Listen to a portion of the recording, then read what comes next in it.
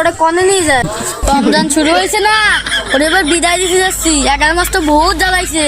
চলে যখন যাচ্ছি একটু কাটি দিয়ে যাই। তোরা একটু অপেক্ষা কর, আমি আসতেছি। এটা আমার দ্বারে আসে, এটা আবার আমার দ্বারে আসে। বাবা 11 মাস তো তোদের লগে ছিলাম, এই 1 মাস আমি বিদায় নিচ্ছি। আর ওই তারাবির নামাজের সময় একটু খোঁচাখুচি করি।